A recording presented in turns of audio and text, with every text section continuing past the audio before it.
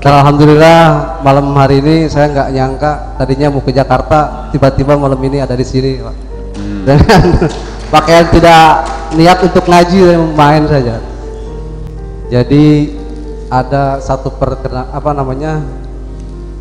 dengan hati saya. Sebenarnya itu puisi itu buat saya tadi, itu bagus sekali itu. Kehidupan saya banget, istilah kasarnya begitu. Jadi inilah yang mungkin kado Buya Sakur untuk malam ini saya ini. Jadi kehidupan saya ini terjebak dalam mengartikan tajrid batin ketika diadukan dengan ayat iyyaka na'budu wa iyyaka nasta'in. Nah, saya ini mengaku lah ya, 40 tahun ini saya terjebak dalam kehidupan. Sebab yang saya cari itu, saya pernah berjanji apa sama Allah dulu gitu di alam ruh. Dan saya nemu di YouTube-nya Buya Sakur, alastu birobikum, kita bilang bala kan gitu Bu ya. Nah, dari situ saya belajar tajrid untuk tajrid batin seperti apa yang Buya Sakur sarankan, karena untuk tajrid lahir batin itu zaman sekarang ini susah gitu. Nah, ketika habis sholat misalkan mau sholat tahajud, apa sholat duha, itu kan Allahumma inna duhaan duhauka wa bahauka, kita nggak ada tajridnya kalau di situ kan. Jadi minta kan ya, tapi di dalam ayat lain wa iyyaka nasta'in, hanya kepada engkau aku meminta. Kadang-kadang nih habis salam nih, berdoa enggak ya, mau berdoa, Allah sudah tahu apa kebutuhan kita, karena kita belajar untuk tajrid gitu. Seperti sekarang saya datang ke sini, senyum tadi kan di gerbang. Apa saya ke sini? Saya jawabnya apa? Bala ya Allah, bala.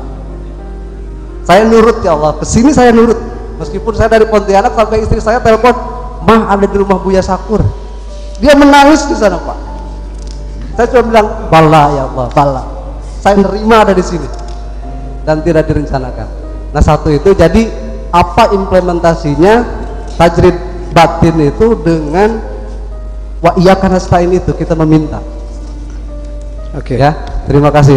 Sebenarnya itu mungkin kalau saya garis bawahi ini, Buya suruh tajrid gitu kan puisi ini, karena benar-benar pasrah. Billahi taufiq wal hidayah. Wassalamualaikum warahmatullahi wabarakatuh. Waalaikumsalam warahmatullahi wabarakatuh. Ya, barangkali ini kado buat Anda, tapi juga kado buat yang lain juga. Jadi semuanya dapat kado dari Buya. Baik, pertanyaannya adalah menyangkut tentang doa sebetulnya Bu ya.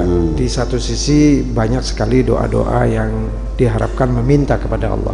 Seperti yang beliau katakan dalam sholat-sholat sunnah, itu beliau meminta. Termasuk juga dalam sholat duha, di mana di situ permintaannya banyak sekali gitu. Tapi di sisi yang lain, di ceramah Buya, iyyaka na'budu wa iyyaka nasta'in ini hanya kepada engkau saja gitu aku meminta. Dan dalam ceramah Buya yang lain juga dikatakan bahwa Allah sudah tahu apa yang menjadi kebutuhan kita, sehingga apa yang menjadi Mas Adi ini galau antara di satu sisi meminta, di satu sisi yang lain bahwa mengetahui Allah tahu tentang kebutuhannya dirinya. Jadi masalah doa ya begini, saya ini seorang ahli kurikulum, menyusun silabus untuk mata pelajaran SD. Tentu tidak akan sama silabusnya untuk mata pelajaran SMP. Mata pelajarannya sama, kewarganegaraan. Mata pelajarannya sama, matematika. Ya, tapi untuk SD, SMP, SMA, perguruan tinggi, S1, S2, S3 tentu tidak sama. Jadi artinya ya apa yang telah kau capai ya sudah, itulah engkau nyaman di situ. Kalau memang dia makomnya makom kasab, ya sudah makom kasab. Itu bukan pilihan kita. Kita makomnya apa? Allah yang menentukan. Kita menentukan makom itu. Sekarang begini, kalau Allah sudah menentukan kamu makomnya makom kasab, artinya harus peras keringat, harus banting tulang, harus bangun pagi, berangkat pagi, pulang sore, mencangkul, nanam cabai, nanam bawang, Mang Mudi makomnya makom kasar yang ya apa bergelut dengan besi, ya kan gitu, chassis yang melintir gitu mesti diputar lagi, lempeng lagi, ditarik benang, kayak itu seharian. Dari situlah rezeki dia. Ya sudah, itu Allah menentukan. Tetapi ada hamba-hamba Allah menentukan, sudah kamu mah kekasihku, kamu gak usah kerja, duduk manis sajalah, yang penting ngobrol dengan aku. Ya. Ini orang perempuan datang ke rumah, kalau dia itu adalah pembantuku, ya aku suruh nyuci piring, suruh masak, ya kan. Kalau dia itu tugasnya itu supir, ya suruh ngebersihin mobil, nyuci mobil, suruh nyetir, kan gitu. Ya. Tapi ketika yang datang itu kekasihku, nggak mungkin saya suruh nyuci piring, paling-paling saya suruh duduk di samping saya ngobrol. Ya. Begitu pulang pasti saya kasih duit banyak, kan gitu. Ya, jadi artinya kalau Anda di Allah menentukan sudah makomnya makom tajrid, ya sudah, yang manis duduk di situ, jangan pernah minta dimutasikan dan jangan pernah memutasikan dirimu sendiri. Kalau memutasikan dirimu sendiri ini sangat berbahaya sekali. Contohnya ada seseorang yang sudah ditunjuk oleh Allah makomnya makom tajrid, sing penting asal sila sing bunder, udah yang penting baca kitab, ngaji, ceramah, ngurusin santri, rizki Allah yang ngatur, kamu terima beres. Oke. Lalu ada syahwat nafsu yang muncul dari dirinya, itu godaan-godaan setan datang mengatakan bahwa kamu ini tomak, berharap diberi orang, kerja nggak mau, tidur aja, itu kan tomak.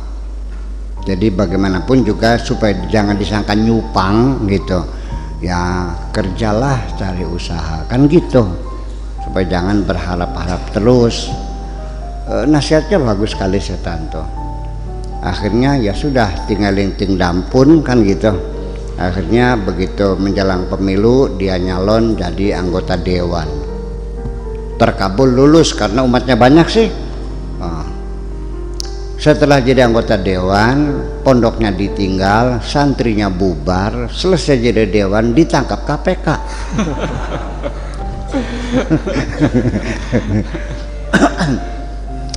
Begitu juga orang yang sudah ditentukan makomnya makom kasar, harus berusaha.